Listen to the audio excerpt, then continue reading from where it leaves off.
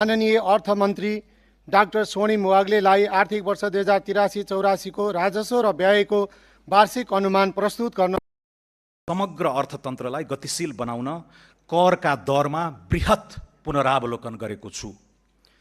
करको बोझ घटाउन आयकरको छुटको सीमा दोब्बर गरी व्यक्तिका लागि 10 लाख रुपैयाँ पुर्याएको छु।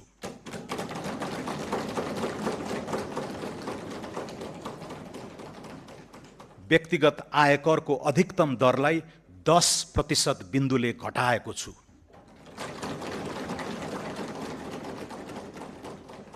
औद्योगिक कच्चा पदार्थको भन्सार महसुल तयारी मालवस्तु भन्दा कम्तीमा एक तह न्यून हुने गरी 273 प्रकारका कच्चा पदार्थमा भन्सार दर घटाएको छु।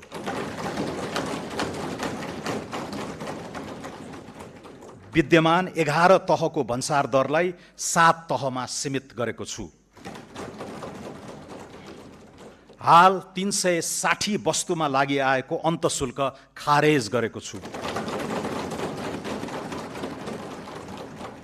भन्सार बिन्दुमा सङ्कलन हुने पूर्वाधार विकास कर, सडक मर्मत तथा सुधार दस्तुर जस्ता छरिएका करलाई एकीकृत गरी हरित करमा समाहित गरेको छु।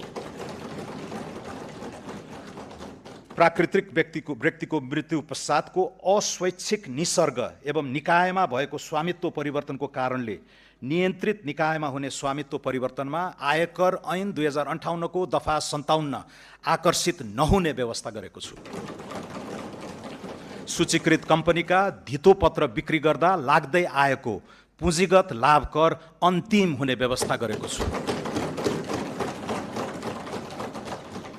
डिजिटल भुक्तानीको माध्यमबाट उपभोक्ताले गर्ने खरिदमा बिजक जारी हुँदाकै समयमा मूल्य अभिवृद्धि करको 10% छुट पाउने व्यवस्था कार्यान्वयन गर्नेछौँ। मूल्य अभिवृद्धि कर फिर्ता गर्ने प्रणाली स्वचालित बनाउनेछौँ। वस्तु वा सेवाको खरिद बिक्रीमा बिजक लिने दिने संस्कृति प्रोत्साहन गर्न लटरी जस्ता आकर्षक कार्यक्रम सुरु गरिनेछ। मूल्य अभिवृद्धि करमा बहुदरको सान्दर्भिकताबारे अध्ययन गरी सुझाव पेश गर्न उच्चस्तरीय सुझाव समिति गठन गर्नेछौँ। कर परिपालनलाई दण्ड होइन विकासको सहयात्री बनाउने नीति लिएका छौँ। कानुनी अस्पष्टता र करदाताको अज्ञानताका कारण लामो समयदेखि सिर्जित कर विवादलाई निरूपण गरी व्यावसायिक वातावरण तयार गर्न कर छुट तथा सहुलियत सम्बन्धी विशेष योजना ल्याएको छु। सरकार वा करदाता पक्षबाट अदालत वा न्यायिक निकायमा पुगी विचाराधीन रहेको कर विवाद समाधान गर्न निर्धारित कर रकममा 1% थप गरी तोकिएको म्यादभित्र बुझाएमा मुद्दा फिर्ता लिई शुल्क, जरिवाना, थप दस्तुर, विलम्ब शुल्क वा ब्याज मिनाहा हुने व्यवस्था मिलाएको छु। नेपाल सरकारको विद्यमान बोझिलो सङ्गठन संरचना अब चुस्त बन्नेछ। सङ्घीय मन्त्रालयको सङ्ख्या 22बाट 18 कायम भइसकेको परिप्रेक्ष्यमा विभाग कार्यालय र दरबन्दी कटौतीबाट बचत हुने रकमलाई प्रशासनलाई दक्ष बनाउन उपयोग गर्ने नीति लिएको छु। 31 निकाय खारेजी, 6 निकाय मर्जर, 6 निकाय हस्तान्तरण तथा 18 निकायको पुनर्संरचना गर्दैछौँ। कर्मचारी तन्त्रलाई मर्यादित जीवनयापन गर्न सक्षम, उच्चस्तरीय कार्य सम्पादन कुशल र जवाफदेही बनाउने उद्देश्यले निजामती, जङ्गी, प्रहरी र शिक्षकको सेवा सुविधा सम्मानजनक रूपले निरन्तर वृद्धि हुने प्रबन्ध मिलाएका छौँ। लागत न्यूनीकरण र दक्षता अभिवृद्धि संस्थागत सुधारको अर्को आयाम हुनेछ। यसका लागि अभूतपूर्व मितव्ययिता र विनियोजन कुशलता कायम गर्दै साधारण खर्च नियन्त्रण गर्नेछौँ। कार्यालय सञ्चालन खर्च उल्लेख्य रूपमा घटाएको छु। तालिम केन्द्र बाहिरका तालिम खर्च, क्यामेरा, टेलिभिजन लगायतका उपकरणमा विनियोजन हटाएको छु। विभिन्न कोष खडा गरी सुविधा दिने प्रचलन बन्द गर्नेछौँ। सम्बन्धित संस्थानका पदाधिकारी र कर्मचारीलाई सो संस्थानबाट उत्पादित वस्तु तथा सेवा खरिदमा प्रदान गरिएका छुट हटाएको छु। गाभिएका र खारेज भएका निकायको दरबन्दी मिलान र दायित्व व्यवस्थापन सम्बन्धी कार्य सम्पन्न नभएसम्मका लागि उक्त निकायलाई छुट्याएको रकम रोक्का गरेको छु। यी कदमबाट करिब 20 अर्ब बचत हुने प्रारम्भिक अनुमान छ।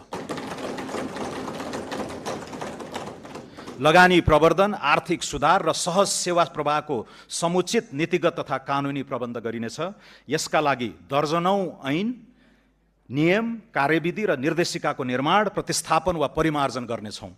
यसअघि नै घोषणा गरिएका 15वटा कानुन तुरुन्त खारेज गर्न केही नेपाल ऐन संशोधन विधेयक संसदमा प्रस्तुत गर्नेछौँ। कम्पनी कानुनमा संशोधन गरी स्वार्थको द्वन्द्व र विवरण खुलासा लगायतका विषयमा स्पष्टता कायम गर्दै कम्पनी खारेजी प्रक्रियालाई सहज बनाउनेछौँ। थप मुलुकसँग विदेशी लगानी संरक्षण र दोहोरो कर मुक्ति सम्झौता गर्नेछौँ। दामासाही सम्बन्धी ऐन 2063 मा संशोधन गरी उपभोक्ता, लघु, साना तथा मझौला उद्योगका समेत वित्तीय समस्या समाधान गर्नेछौँ। लगानी प्रवर्धनका लागि सीमित दायित्वको साझेदारी कानुन तर्जुमा गर्नेछौँ, जसबाट एन्जल इन्भेस्टमेन्टलाई भेन्चर क्यापिटल तथा प्राइभेट इक्विटी फन्डमा लगानी गर्न प्रोत्साहन हुनेछ। नेपाली नागरिकले विदेशमा लगानी गर्न पाउने व्यवस्थालाई सहज बनाउनेछौँ। औद्योगिक व्यवसाय ऐन संशोधन गरी उद्योगको क्षमता वृद्धि, स्वामित्व परिवर्तन, पुँजी वृद्धि लगायतका विषयमा उद्योग विभागलाई जानकारी मात्र गराए पुग्ने व्यवस्था गर्नेछौँ। विदेशी लगानी तथा प्रविधि हस्तान्तरण ऐनमा संशोधन गरी लगानी फिर्ताका लागि नेपाल राष्ट्र बैङ्कको पूर्व स्वीकृति लिनु नपर्ने र जानकारी दिए पुग्ने व्यवस्था गर्नेछौँ। वैदेशिक लगानीको दायराभित्र कन्भर्टेबल उपकरणहरू, परियोजना आबद्ध फन्डिङ लगायत अन्य हाइब्रिड उपकरणलाई समेट्नेछौँ। वैदेशिक लगानीको स्वचालित स्वीकृति प्रक्रियामा पूर्व स्वीकृतिको व्यवस्था हटाउनेछौँ। विदेशमा सेवा शुल्क, भुक्तानी, रोयल्टी र प्रविधि बापतको रकम पठाउने प्रक्रिया सरल बनाउनेछौँ। उधारो असुली सम्बन्धी कानुन व्यवस्था गर्नेछौँ। बौद्धिक सम्पत्ति संरक्षण सम्बन्धी कानुन छिट्टै निर्माण गर्नेछौँ। विगतको समग्र आर्थिक गतिविधिलाई विश्लेषण गरी व्यक्ति तथा व्यवसायीको साख मूल्याङ्कनका आधारमा कर्जा दिन सक्ने व्यवस्था गर्नेछौँ। व्यापारिक विवादको शीघ्र समाधानका लागि छुट्टै न्यायाधिकरण स्थापना गर्नेछौँ। मेलमिलाप ऐनमा सुधार गर्नेछौँ। गैर आवासीय नेपालीलाई धितोपत्रको दोस्रो बजारमा सहभागी गराउन विदेशी लगानी स्वीकृति, लगानीको लेखाङ्कन, नाफा फिर्ता र पुँजीगत लाभ कर सम्बन्धी कानुनी व्यवस्थामा परिमार्जन गर्नेछौँ। मुलुकी देवानी संहिता 2074 मा संशोधन गरी नेपालमा लगानी गर्ने विदेशी लगानीकर्ता, अन्तर्राष्ट्रिय सङ्घ संस्था, बहुराष्ट्रिय कम्पनीका शाखा वा आवास प्रयोजनका लागि जम्मा एकाइको 25% भन्दा नबढ्ने गरी आवास क्षेत्रका भवन वा सरकारले तोकेको स्थानमा अपार्टमेन्ट दीर्घकालीन लिजमा लिन सक्ने व्यवस्था गर्नेछौँ। साना तथा मझौला उद्योगीलाई वित्तीय पहुँच सुनिश्चित गर्न फर्स्ट लस रिकभरी हुने गरी कर्जा सुरक्षण गर्नेछौँ। कार्यगत सुधारको आक्रामक श्रृङ्खला सुरु गरी पुँजीगत खर्चको गति र लय फेर्न प्रतिबद्ध छौँ। खरिद प्रक्रियामा सुधार, रकमान्तरसहित स्रोत व्यवस्थापनमा लचकता, वैकल्पिक वित्त परिचालन एवं आयोजना प्रमुखको स्थिरता सुनिश्चित गरी तोकिएको लागत र समयमै आयोजना सम्पन्न गर्न मिसन मोडमा काम गराउनेछौँ। चालु आर्थिक वर्षभित्रै विकास आयोजना सम्बन्धी सनसेट कानुन संसदमा पेश हुनेछ। मोबिलाइजेसन पेस्कीको रकम सम्बन्धित आयोजनामा मात्र खर्च गर्न पाउने गरी ट्र्याकिङ गर्ने व्यवस्था मिलाउनेछौँ। हाइब्रिड एन्युइटी मोडलमा निर्माण गर्न सकिने पूर्वाधार आयोजनाको प्रारम्भिक पाइपलाइन 3 महिनाभित्र तयार हुनेछ। मध्यपूर्वको द्वन्द्वबाट इन्धन, बिटुमिन लगायत निर्माण सामग्रीमा भएको मूल्य वृद्धिबाट निर्माण व्यवसायीलाई परेको कठिनाइको सम्बोधन गर्नेछौँ। सफा सहर, सहज यातायात र सुरक्षित सडक चलायमान अर्थतन्त्रको अभिन्न अङ्ग बनाउनेछौँ। सडक यातायात, खानेपानी, सरसफाई र आर्थिक पहुँच पूर्वाधारलाई एकीकृत रूपमा विकास गर्नेछौँ। आगामी 5 वर्षभित्र सबै जिल्ला सदरमुकाम जोड्ने सडक तथा पुलको स्तरोन्नति गर्नेछौँ। यात्रा सुरक्षा र सडक स्तर सुधार गरी दुर्घटनाबाट हुने मानवीय क्षतिलाई न्यूनीकरण गर्नेछौँ। विकास र वातावरण बीच द्वन्द्व होइन, सामञ्जस्य स्थापित गर्नेतर्फ सरकार सचेष्ट रहनेछ। यसका लागि वातावरण संरक्षण ऐन 2076 र वन ऐन 2076 परिमार्जन गरिनेछन्। स्वीकृत वातावरणीय प्रभाव मूल्याङ्कन प्रतिवेदनमा उल्लेखित वनको क्षेत्रफल वा कटान हुने रुखको सङ्ख्या घटेको अवस्थामा पूरक वातावरणीय प्रभाव मूल्याङ्कन गर्न नपर्ने व्यवस्था गर्नेछौँ। वन क्षेत्रको स्वीकृति र रुख कटानको आदेशसम्मका निर्णयको बहुशृङ्खलालाई उल्लेख्य रूपमा घटाउनेछौँ। नवीन एवं वैकल्पिक वित्तीय उपकरणको प्रबन्ध मार्फत सरकारको वित्तीय चाप घटाइनेछ। यस क्रममा सरकारको ब्यालेन्स सिट बाहिरबाट नै पुँजी परिचालन गरी सार्वजनिक लगानी एवं प्रविधि भित्र्याउन नयाँ वित्तीय उपकरण प्रस्ताव गरेको छु। पूर्वाधारमा निजी लगानी परिचालन गर्न वैकल्पिक विकास वित्त कोष सम्बन्धी कानुन प्रतिनिधि सभाबाट पारित भइसकेको छ। अन्तर्राष्ट्रिय बजारमा नेपाली मुद्रामै अफशोर बन्ड शीघ्र जारी हुनेछ।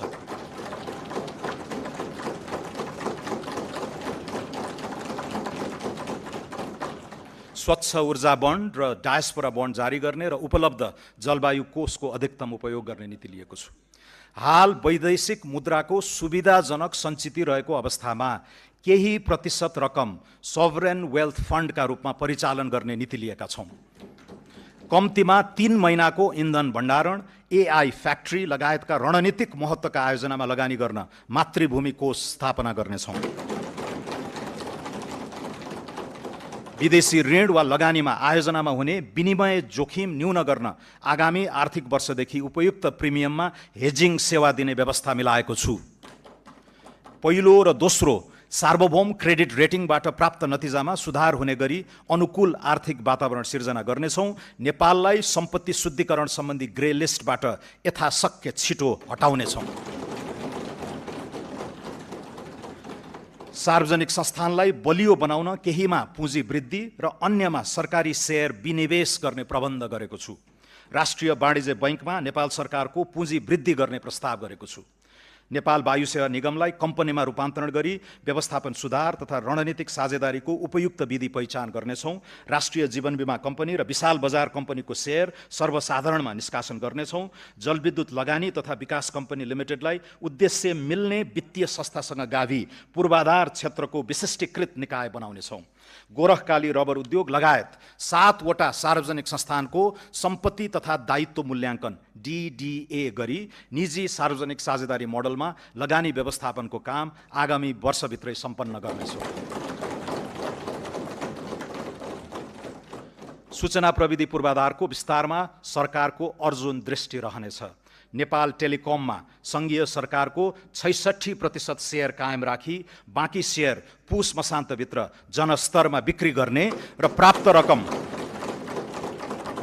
रकम नेपाललाई टेक हब बनाउन उपयोग गर्नेछौँ। सूचना प्रविधि सेवा क्षेत्र विस्तारका लागि विदेशमा लगानी खुला गर्ने प्रबन्ध गरेको छु। नेपालमा बसेर विदेशी रोजगारदाताका लागि काम गर्न पाउने तथा रिमोट वर्कलाई आकर्षित गर्न स्पष्ट कानुनी प्रबन्ध मिलाउनेछौँ। सरकारी निकायमा प्रयोग हुने सूचना प्रविधि सफ्टवेयरको खरिद एकै निकायबाट गर्ने व्यवस्था मिलाउनेछौँ। डिजिटल सार्वजनिक पूर्वाधार विकासमा लगानी वृद्धि गर्नेछौँ। नेपाल राष्ट्र बैङ्कको सुपरिवेक्षणमा फिनटेक मार्केट प्लेस स्थापना गर्नेछौँ। नागरिक एपमा दर्जनौं सरकारी सेवाहरू आबद्ध हुनेछन्। नेपाललाई एआई आर्टिफिसियल इन्टेलिजेन्सको युगमा आत्मविश्वासका साथ प्रवेश गराउन विशेष पहल सुरु गरेका छौँ।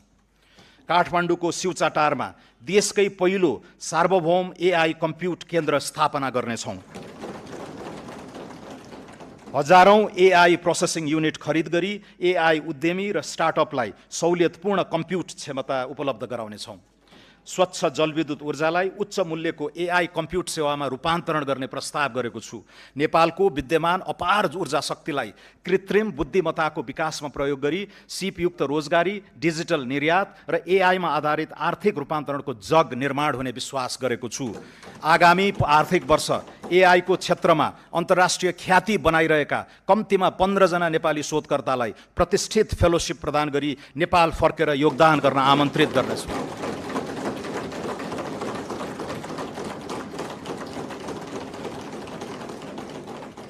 एआई को युगमा महत्त्वपूर्ण भूमिका हुने गणित लगायतका शैक्षिक विधालाई उच्च प्राथमिकता दिनेछौँ।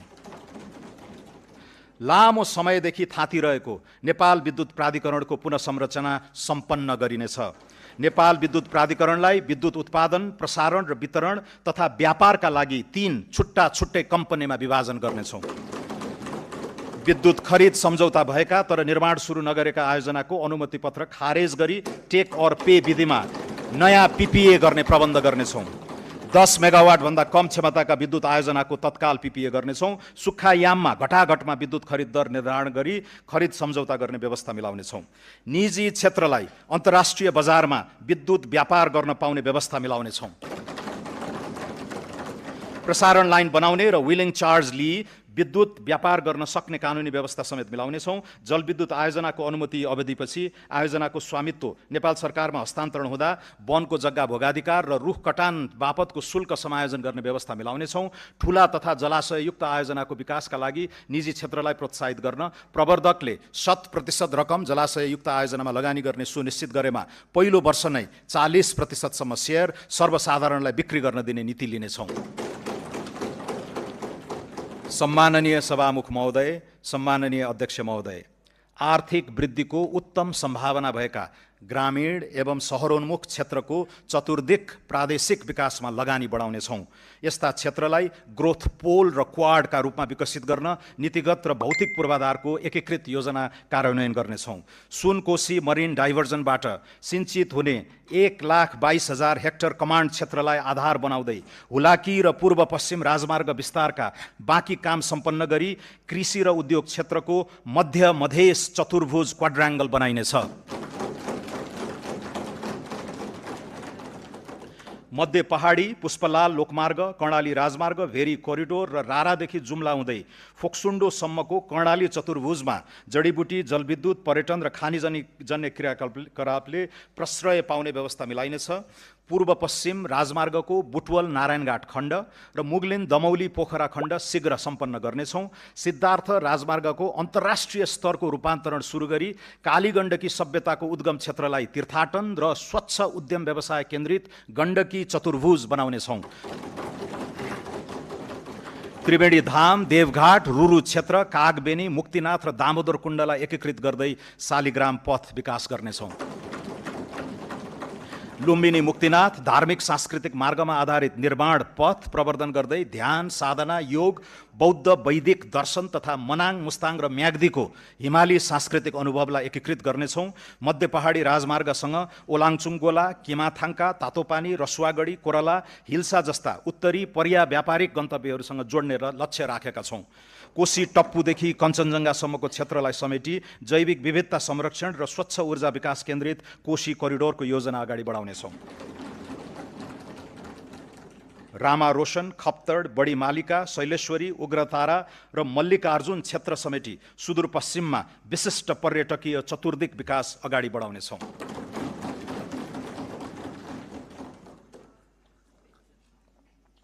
भिजन काठमाडौँ 2040 को दीर्घकालीन योजना कार्यान्वयन सुरु गर्नेछौँ। काठमाडौँ उपत्यकाको समग्र शहरी सेवा व्यवस्थापनका लागि अन्डरपास, फ्लाइओभर, इन्टरसेक्सन सुधार, नदी कोरिडोरको पूर्वाधार, पार्क निर्माण, फोहोर मैला व्यवस्थापन, युटिलिटी डक्ट, विद्युतीय तार भूमिगत गर्ने सहितको एकीकृत पूर्वाधार बनाउनेछौँ। प्रदेश र स्थानीय तहसँगको सहकार्यमा वित्तीय प्रोत्साहन सहित खुला क्षेत्रको संरक्षण र विस्तारका लागि विशेष पहल गर्नेछौँ। काठमाडौँ उपत्यकामा विद्युतीय सार्वजनिक बस सञ्चालन, चार्जिङ स्टेसन, ट्र्याकिङ प्रणाली, स्मार्ट बस पार्क, सुदृढ संस्थागत व्यवस्था सहितको स्मार्ट अर्बन मोबिलिटी कार्यक्रम छिट्टै सुरु हुनेछ। पोखरा उपत्यकामा पनि सार्वजनिक बसलाई विद्युतीय बसले प्रतिस्थापन गर्न ई मोबिलिटी सेवा सुरुवात गर्नेछौँ।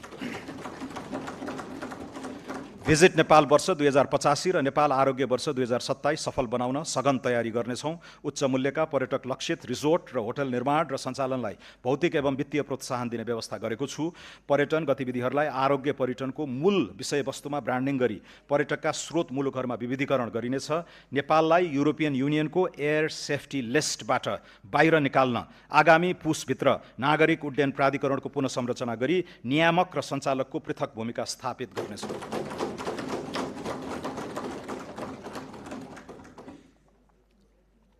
कृषि क्षेत्रको पुनरुत्थान सरकारको शीर्ष प्राथमिकतामा रहेको छ। कृषि उत्पादन, प्रशोधन, वितरण र बजारीकरणको सम्पूर्ण इकोसिस्टममा सुधार गर्नेछौँ। व्यावसायिक कृषकलाई आकर्षित गर्ने र कृषिमा उत्पादकत्व वृद्धि गर्न प्रोत्साहित गर्ने नीति लिई कृषिलाई सम्मानजनक र लाभमुखी व्यवसायका रूपमा रूपान्तरण गर्नेछौँ। न्यूनतम 2 करोडसम्म कृषि तथा पशुजन्य उत्पादनका लागि प्रारम्भिक पुँजी लगानी गर्ने कृषकलाई सरकारले 40% प्रोत्साहन अनुदान उपलब्ध गराउने पाइलट कार्यक्रमको तयारी गरेको छु। उत्पादन सुरु भएको मितिबाट लगातार 4 वर्षसम्म यस्तो अनुदान वार्षिक 10% का दरले शोध भर्ना हुनेछ। वास्तविक कृषकलाई उन्नत बिउ, मल, सिँचाइ, विद्युत तथा कृषि बिमामा सहयोग उपलब्ध गराउँदै कृषि अनुदानको दुरुपयोग रोक्नेछौँ। कृषि र पशु बिमामा 80% प्रिमियम अनुदान उपलब्ध गराउँदै अन्य अनुदान क्रमशः हटाउँदै लैजाने दिशा तय गरेको छु। ठूला र निर्माणाधीन सिँचाइ आयोजनाहरू यसै आर्थिक वर्षभित्र सम्पन्न हुने गरी स्रोत व्यवस्था गरेको छु। देशभर साना तथा मझौला सिँचाइ आयोजना विस्तार गर्न नेपाल सरकारको लगानीमा च्यालेन्ज फन्ड स्थापना गरी स्थानीय तहलाई प्रतिस्पर्धा गराउने व्यवस्था मिलाउनेछौँ।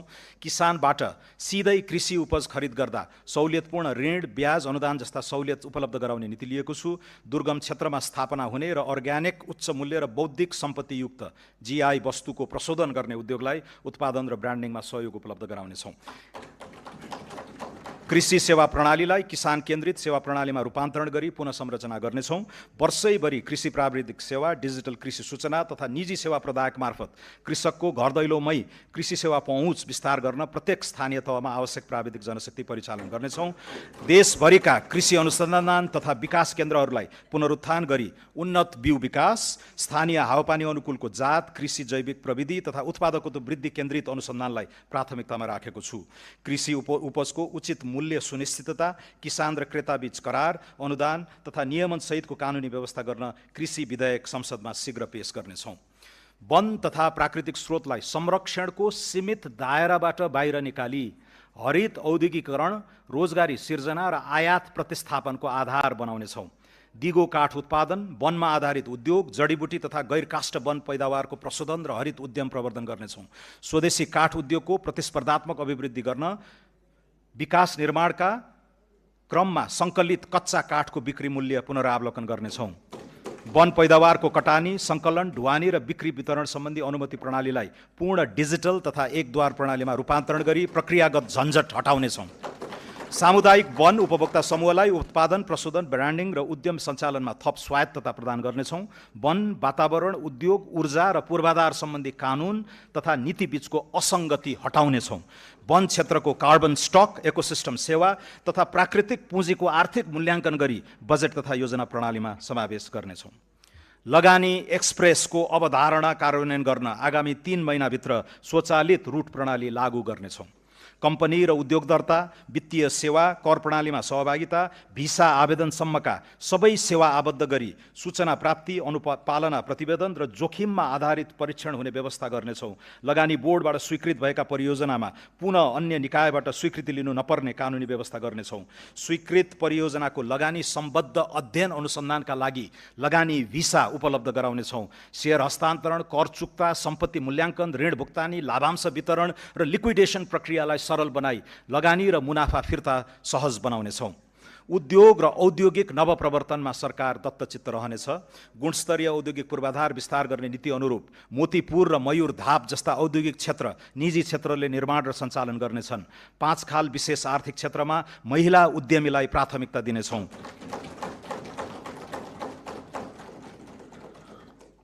महिला उद्यमीलाई कर्जा प्रवाहमा थप सहुलियत प्रदान गर्नेछौँ।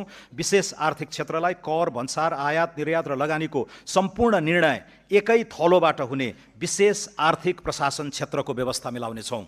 उत्पादनमूलक उद्योगको प्रतिस्पर्धात्मक क्षमता अभिवृद्धि गर्न विद्युतको डिमान्ड शुल्क पुनरावलोकन गर्दै विद्युत महसुलमा छुट दिने व्यवस्था गर्नेछौँ। उद्योगीहरूले औद्योगिक क्षेत्र, विशेष आर्थिक क्षेत्र तथा लिजमा उपलब्ध गराइने जग्गामा निर्मित संरचनालाई बैंकिङ प्रयोजनका लागि धितो राख्न सक्नेछन्। पुँजी अभावका कारण पूर्ण क्षमतामा सञ्चालन हुन नसकेका उद्योग तथा व्यवसायलाई व्यावसायिक पुनरुत्थान कर्जा उपलब्ध गराई क्षमता विस्तार र वृद्धिमा प्रोत्साहित गर्नेछौँ। नव उद्यम, स्टार्टअप, नवप्रवर्तन र उद्यमशीलतालाई आर्थिक रूपान्तरणको दह्रो आधार बनाउनेछौँ। नव उद्यमलाई पहिचान, सिप बजार र वित्तीय पहुँचसँग अनुकूलित गर्दै नाफा आबद्ध कर सहुलियत, सार्वजनिक खरिदमा प्राथमिक पहुँच, डिजिटल दर्ता तथा नियामकीय सहजीकरण मार्फत नव उद्यम सञ्चालन प्रणालीलाई सुदृढ बनाउनेछौँ। नव उद्यम वित्त पोषणलाई केवल ऋणमा आधारित मोडेलमा सीमित नराखी प्रारम्भिक चरणमा अनुदान, सम्भाव्यता प्रमाणित उद्यमका लागि सहुलियतपूर्ण कर्जा तथा विस्तार चरणमा वृद्धि पुँजीको व्यवस्था गरिनुको साथै निजी क्षेत्र र गैर आवासीय नेपालीको सह लगानी प्रोत्साहित गर्नेछौँ। विज्ञान प्रविधि अनुसन्धान र नवप्रवर्तनका लागि पुँजीगत खर्चको न्यूनतम 1% रकम विनियोजन गरेको छु। व्यक्तिगत क्रेडिट स्कोरिङ प्रणाली लागू गर्दै पियर टु पियर P2P लेनदेनलाई नियमनसहित सञ्चालन गर्नेछौँ। कृषि, उद्योग, पर्यटन र जलविद्युत क्षेत्रमा दीर्घकालीन स्थिर ब्याजदरमा कर्जा प्रवाह गर्न नीतिगत व्यवस्था गर्नेछौँ। बैंकिङ क्षेत्रमा बढ्दो खराब कर्जा तथा गैर बैंकिङ सम्पत्तिको प्रभावकारी व्यवस्थापन गर्न विशेष कानुनी अधिकारसहित राष्ट्रिय सम्पत्ति व्यवस्थापन कम्पनी पुस मसान्तसम्म स्थापना गर्नेछौँ। समग्र शैक्षिक इकोसिस्टममा प्रणालीगत पुनर्संरचना गर्नेछौँ। राष्ट्रिय विद्यालय नक्साङ्कन र पूर्वाधार अडिट, शिक्षक क्षमता परीक्षण, AI तथा एडटेक तत्परता मूल्याङ्कन समेतका आधारमा नवप्रवर्तन तथा सिप केन्द्रित शिक्षा विस्तार गर्न विद्यालय शिक्षामा लगानी बढाउनेछौँ। शिक्षा प्रणालीलाई विद्यालय केन्द्रित प्रणालीमा रूपान्तरण गर्दै शैक्षिक गुणस्तर अभिवृद्धि र पूर्वाधार निर्माणमा अभिभावकीय सहयोग स्वीकार गर्ने नीति लिएका छौँ। विद्यालय व्यवस्थापन समितिलाई गुणस्तरीय शिक्षा सुनिश्चितताको माध्यम बनाउनेछौँ। सम्पूर्ण शैक्षिक संस्थामा सफा शौचालय अभियान सञ्चालन गर्नेछौँ। उच्च शिक्षालाई अनुसन्धान, नवप्रवर्तन, ज्ञान उत्पादन र राष्ट्रिय क्षमता निर्माणको केन्द्रका रूपमा पुनः संरचना गर्नेछौँ। चिकित्सा, नर्सिङ, सूचना प्रविधि लगायत उच्च शिक्षाका विभिन्न विधामा हाल लगाइएको कोटालाई चालु आर्थिक वर्षभित्र पुनरावलोकन गरी उल्लेख्य वृद्धि गर्नेछौँ।